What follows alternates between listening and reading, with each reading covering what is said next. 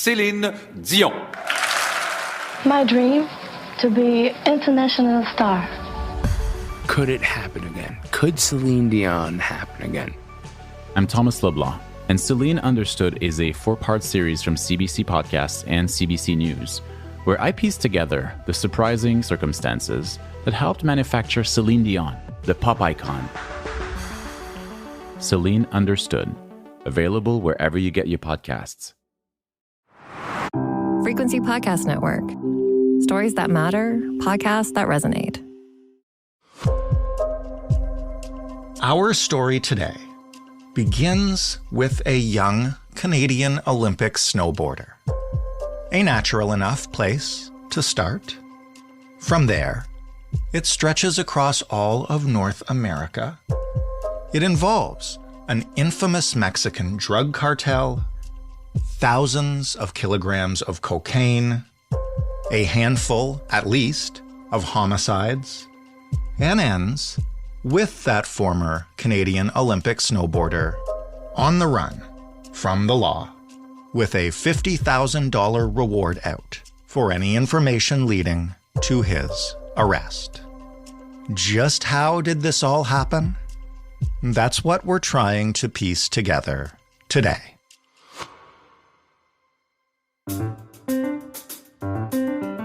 I'm Jordan Heath Rawlings. This is The Big Story.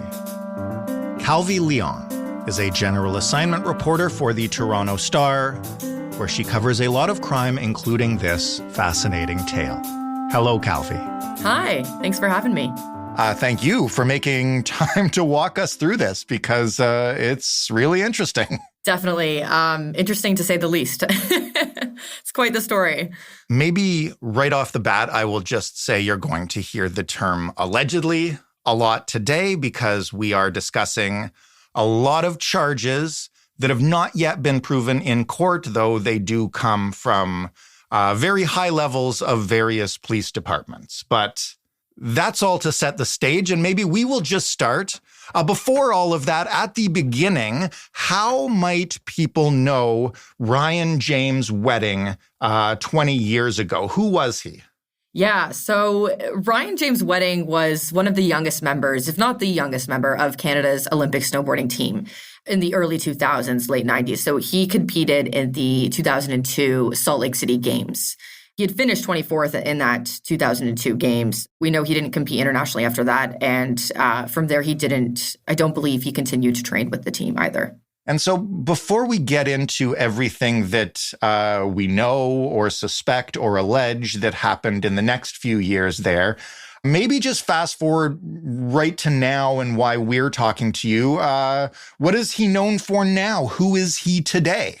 So today, Ryan James Wedding is known around the world at this point as a drug kingpin. He is accused of running a massive drug trafficking operation that U.S. authorities say operated since as early as 2011, and that has allegedly smuggled hundreds of kilograms of cocaine into Canada from Colombia through Mexico through Southern California into Canada. Okay, so I have to ask you, how did you and you folks at the Star get wind of this story?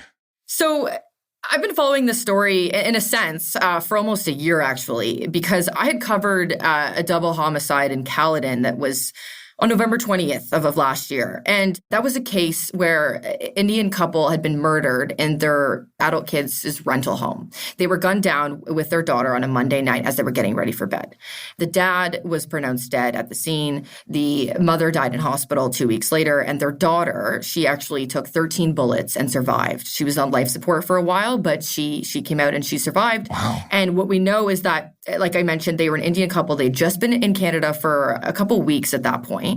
So I followed that case closely. And then afterwards, when I circled back to the family, to friends of the family, they said, these people were not the intended targets.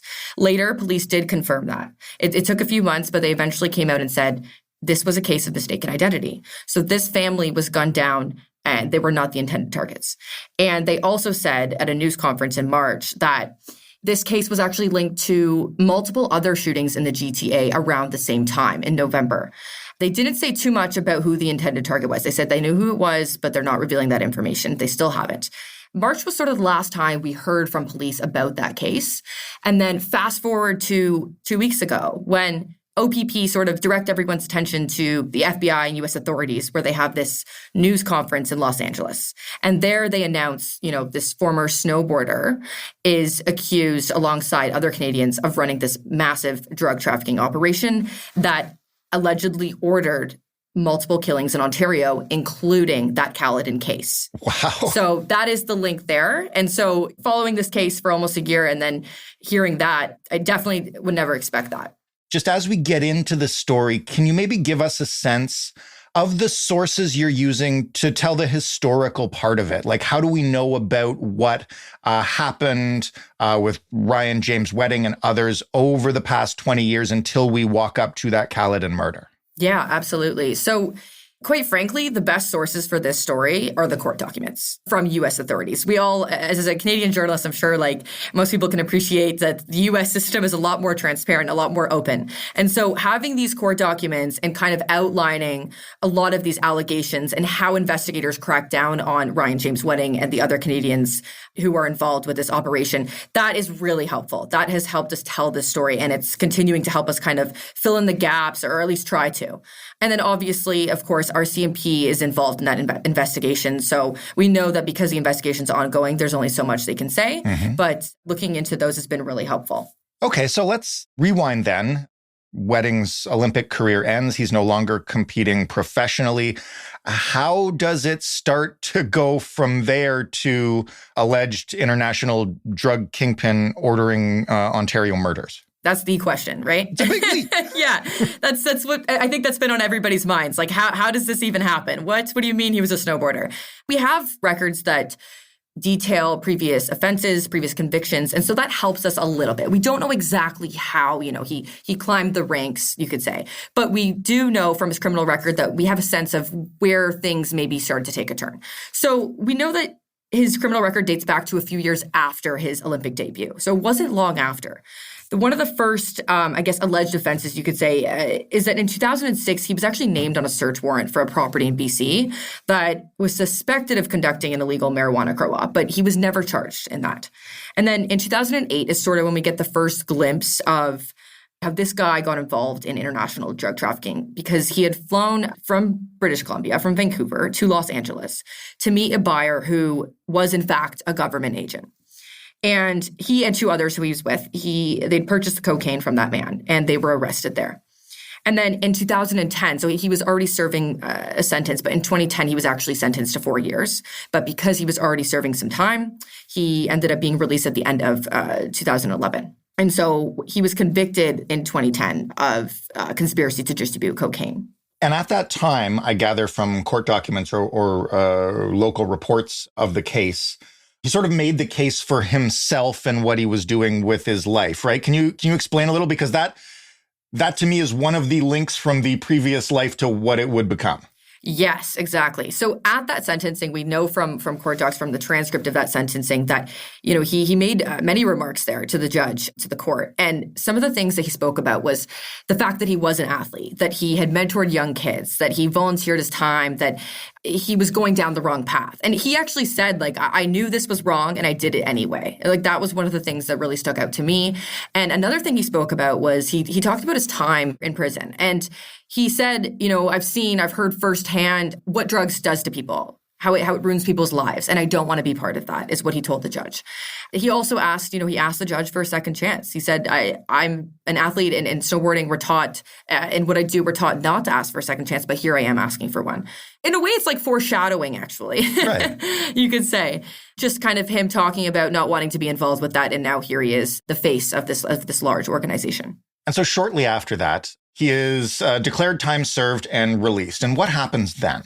So we don't know exactly if or when he went back to Canada, but we know that a few years after that, so in 2015, he was named as part of a large investigation called Project Harrington. And that was by the RCMP, and it was into drug trafficking. And that probe uncovered several plots to smuggle drugs into Canada. And there was a warrant for Wedding's arrest, but it's unclear if he was ever actually arrested. And we didn't really hear about Wedding until this indictment that was announced 2 weeks ago. Céline Dion. My dream to be international star. Could it happen again? Could Celine Dion happen again? I'm Thomas Leblanc, and Celine Understood is a 4-part series from CBC Podcasts and CBC News, where I piece together the surprising circumstances that helped manufacture Celine Dion, the pop icon. Celine Understood, available wherever you get your podcasts.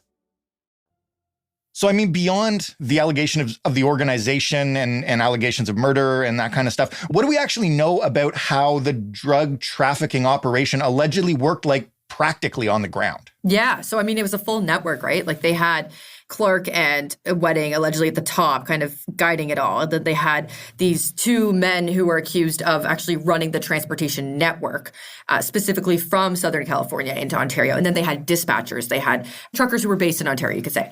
And so that's sort of how the network actually operated.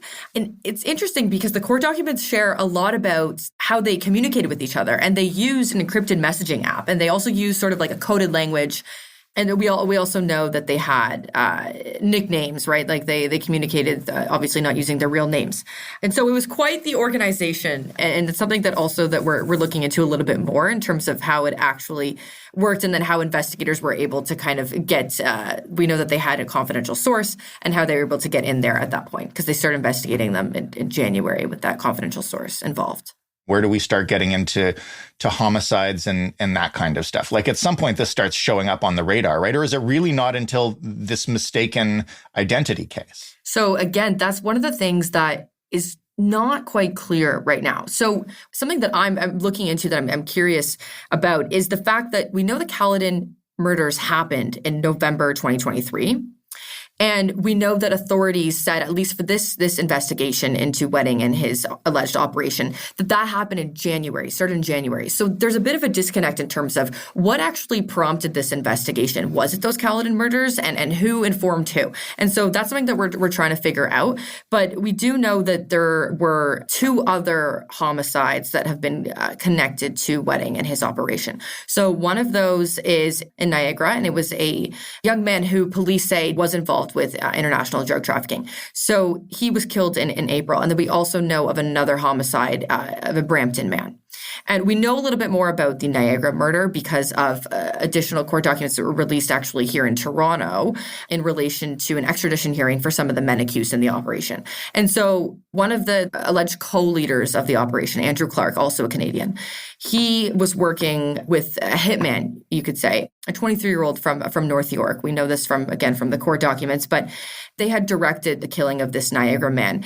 And we know from the court documents actually that shares quite a lot of communication between the two, including a conversation where Clark sends this hitman, allegedly, his name is Malik Cunningham. So Clark sends him a list of targets, a hit list, if you will.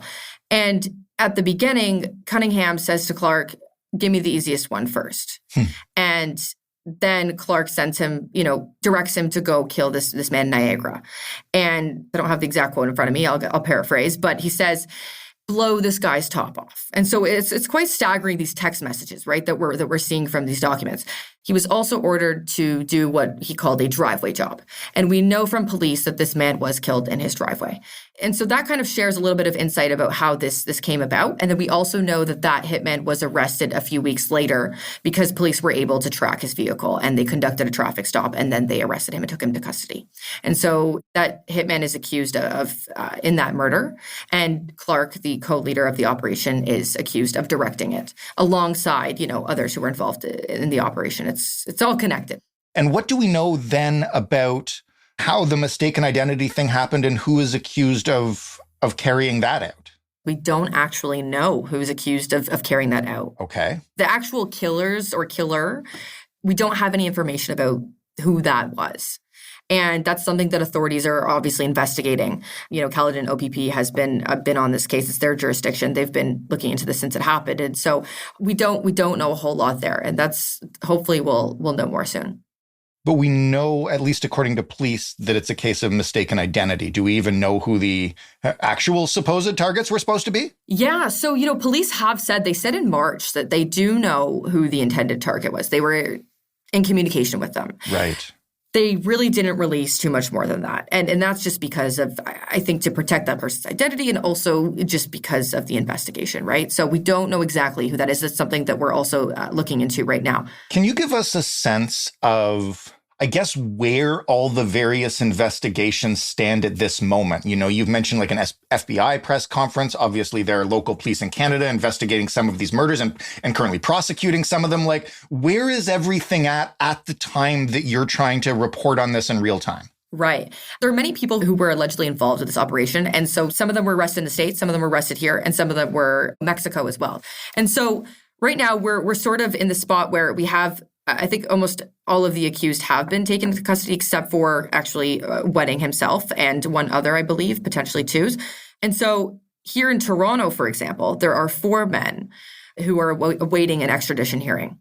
And then that's sort of the same deal with Andrew Clark, one of the alleged co-leaders of the operation. He was arrested in Mexico earlier this month.